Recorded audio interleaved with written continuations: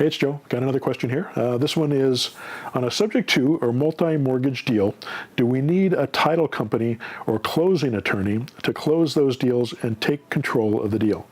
The answer is no. You will need to record that property.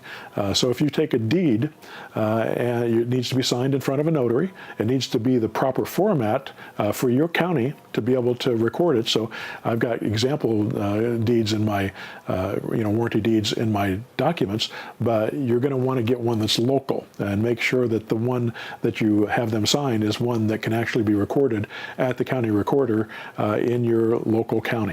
So you're going to go down there, you're going to show them the deed, say, can I record this? Or you're going to get it from an attorney, and maybe you can have an attorney, do that closing and recording for you and pay them a fee to do it, or you can have them sign it and you can record it, or you can have them sign it and you can not record it. If you don't record it, it doesn't protect your interest. Somebody else, the seller could then go and get it refinanced, or they could sell it to somebody else under your, out from under your nose. I've only had that happen one time, actually, and all the times I've done this. I had one guy went out and refinanced, got a second $10,000 mortgage on it, didn't tell me about it. I found out 6 months later I'd already put a lease option tenant in there, so I had to pull them out of it, and I gave the property back to the seller and let him go into foreclosure, which is eventually what happened. But I was able to protect my owner, but it was a pain in the butt.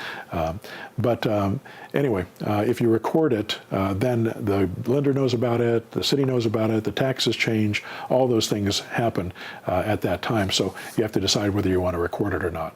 The time that the deed is transferred, though, is when it's handed to you. The actual act of them handing the deed over to you, or emailing it to you, or however you get it, once you get that original document, that's the transfer of ownership. The recording just records that transfer. So you don't have to do both.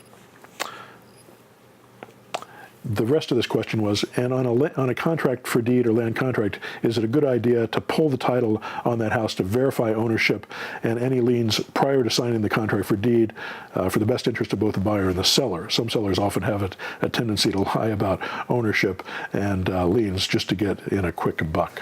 Absolutely. You want to check the title. You can usually have your title company do a preliminary title report if you're just taking the property on a land contract. If you're buying it on a land contract, you can have a preliminary title report done, or pay for it. It's $150 or something from a title company to have them do it. Or you can go down to the county recorder and do it for free just by checking the title, which is all they do. Or if you're buying it, what I would suggest is that you close it at a title company, get title insurance, have the contract recorded to make it impossible for that seller to screw you out of the deal. Now, if you're the one who's selling the property on a land contract, then you might want to do it at the kitchen table and have them sign it. They have to sign it in front of a notary. You hold on to that document. You don't record it. You have to know what your title situation is, if you've got liens against the property, those types of things. So you'd need to do a search on that if you were buying it from someone else. And then you would have control of the property. Sometimes when somebody defaults and they're buying on a land contract, you can go to them and say, it's time to move out. I have to, end this contract. And they'll say, okay, they move out, you tear up the land contract, and it's all said and done. You don't have to worry about getting it off of title.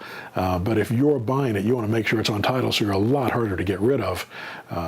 So again, this goes back to the hierarchy of zero down structures and how to stay in control of your properties and of your deals.